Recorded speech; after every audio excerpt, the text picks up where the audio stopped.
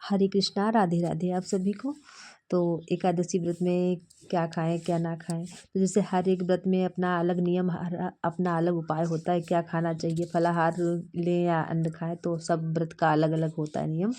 क्योंकि एकादशी का जो व्रत होता है 24 घंटे का होता है। सूर्योदय से शुरुआत होकर के सूर्योदय के बाद पारण होता है।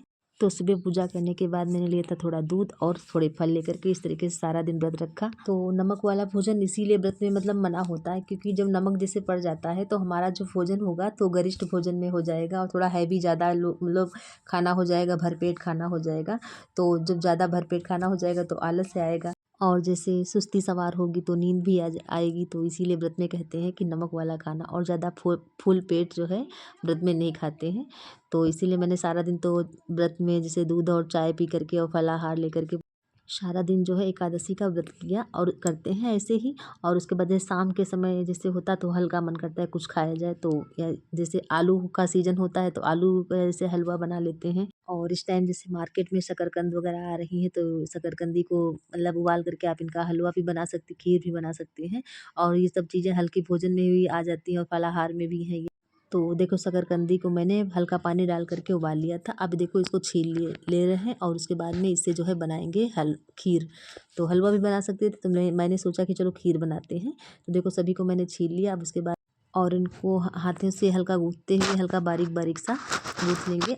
क्योंकि जब खीर बनाएंगे तो जैसे रोटियाँ ज़्यादा बड़ी रह जाएंगी तो अच्छी नहीं लगेंगी। तो हल्का देखो गर्मी गर्म जब फोड़ देंगे तो मुलायम जल्दी से फूट जाएंगे, नहीं तो जैसे ठंडी होने के बाद में थोड़ा अच्छे से, जैसे आलू वाला हाल इनका भी है कि आलू अगर गरम गरम ही फोड़ो तो जल्दी फूट जाते हैं। और उसके बाद में देखो अब यहाँ पे दूध ले रहे हैं और देखो गरम करने इसको चढ़ा दिया है और थोड़ा दूध इसमें अभी और बाद में डाल देंगे।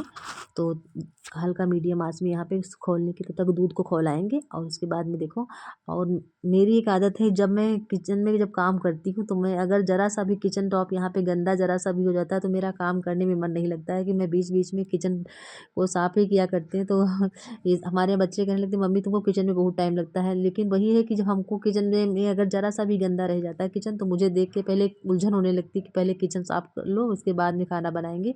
तो साथ साथ में ज़रा सा भी कुछ गिरा तो मैं पहले ही साथ में उसको किचन को साफ़ करती रहती हूँ। अब उसके बाद में देखो यहाँ पे मैंने जब दूध और बढ़ा दिया उसके बाद में शकरकंदी जो है यहाँ पे दूध खौलने लगा था, फिर मैंने सभी इसमें जो है शकरकंदी मैंने डाल दिया। अब इसको धीमी आंच में यहाँ पे इसको पकने देंगे, हल्का स्लो, क्योंकि जो शकरकंद पड़ गया है तो लगने के ज़्यादा चांसेस रहते हैं। तो धीमी धीमी आंच में इसको पकाएंगे। और खीर बना रहे थे तो बच्चे भी कहने लगे मम्मी खाना बनाओ, क्योंकि शाम के समय मैंने बनाया था। तो अब सर्दियाँ जैसे शुरुआत हो चुकी तो है तो बच्चे जल्दी सोने भी लगते हैं, क्योंकि सुबह जल्दी पढ़ाई के चक्कर में जल्दी उठते हैं। तो अब थोड़ा जाड़ा बढ़ भी गया है तो नींद लगने लगती बच्चों की। तो वही कह रहे थे जल्दी खाना बनाओ, मेरे भूख लगी। तो मैंने वही कहा, मैंने कहा जल्दी कभी बनाए ले रहे हटाए दे रहे हैं। उसके बाद सबको बहला फुसला के शांत कर दिया। मैंने कहा चुपचाप बैठो, अभी सबको खीर देंगे बिल्कुल अलग तरीके से बना करके। तो सब हो गए शांत और थोड़ी देर के लिए बिल्कुल किचन हो गया शांत। मैंने कहा चलो अच्छा है, इसी बहाने जल्दी से अच्छी टेस्टी खीर बन के तैयार हो जाएगी।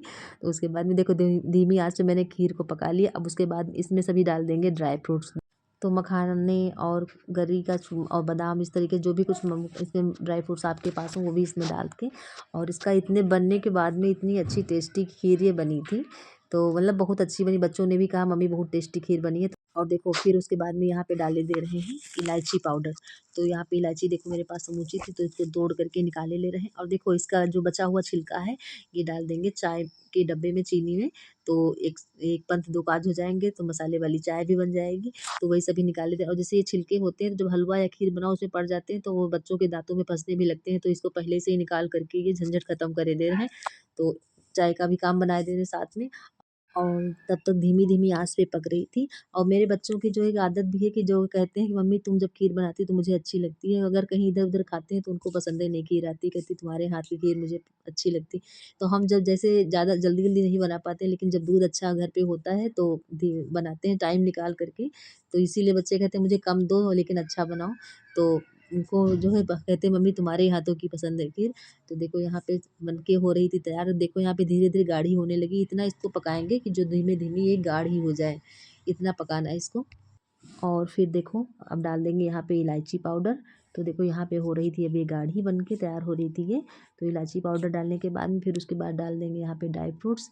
और देखो चीनी आप अपने मनपसंद जितना आप मीठा खाएं उतना ही आप डालें, क्योंकि शकरकंद भी मीठी होती हैं और जैसे व्रत में ज़्यादा मीठा खाया नहीं जाता है, अच्छा नहीं लगता ज़्यादा मीठा, क्योंकि व्रत में जब नमक ना खाओ तो मीठा अपने आप ही के मन करता है ज़्यादा मीठा ना हो। और देखो कभी कभी जब किचन में काम करते करते जब फ्री टाइम होता है किचन में, कैसे कोई दूध बना उबला रहे या चाय बना रहे, तो खाना बनाते बनाते भगवान के भजन मुँह से गुनगुनाते हैं और किचन टॉप पे यहाँ पे देखो हाथ से वही बजाते हुए। तो ऐसे ही हमारा किचन में टाइम मतलब पास हो जाता है खाना जब बनाते हैं। और सबसे अच्छा ये होता है कि खाना बनाते बनाते भगवान का नाम भी याद आ जाता है और प्रभु की याद में भोजन बन के तैयार हो जाता है। तो ऐसे किचन में हमारे हम खाना बनाते हैं। और देखो यहाँ पे भी उसके बाद में बन गई यहाँ पे खीर। और उसके बाद देखो फिर लगाएंगे ठाकुर जी का भोग।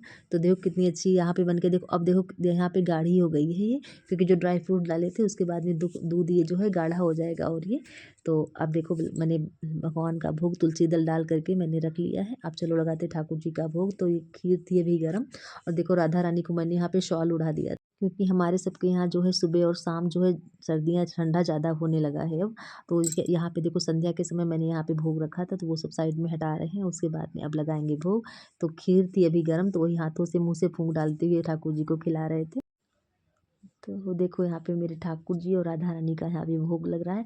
और देखो हम जो है एकादशी व्रत में नमक नहीं खाते, कहते नमक खाने से जो होता है, जो व्रत का जो पुण्य होता है क्षीण हो जाता है, मतलब कहते हैं आधा रह जाता है, जो आपका व्रत का जो फल होता है वो आधा मिलता है। तो इसीलिए व्रत कोई भी व्रत में मतलब नमक ज़्यादातर सभी व्रतों में वर्जित ही होता है। अब जैसे जिसका स्वास्थ्य नहीं सही है तो वो बेचारा मजबूर है, तो उसको वो अपना नमक लेकर के भी व्रत रख सकता है, क्योंकि प्रभु सब जानते हैं। और जिनका स्वास्थ्य सही है तो वो जो ऐसे कहते हैं एकादशी की कथा सुनने मात्र से ही व्यक्ति को मोक्ष की प्राप्ति होती है। तो इतनी ही एकादशी व्रत की महिमा और प्रभु के व्रत की इतनी महिमा है। तो अब यहाँ पे देखो भोग लगा दिया। अब जैसे सर्दियाँ शुरुआत हो गई हैं, तो अब संध्या के समय जैसे ठाकुर जी का जल्दी भोग लगा करके जल्दी सुला देते हैं, क्योंकि हमारे ठाकुर जी और लाडो को लग रहा होगा जाड़ा, तो इसलिए रात्रि में जल्दी सुला देते हैं। और एकादशी का व्रत हम लोग ऐसे रहते हैं। आप सभी को राधे कृष्णा।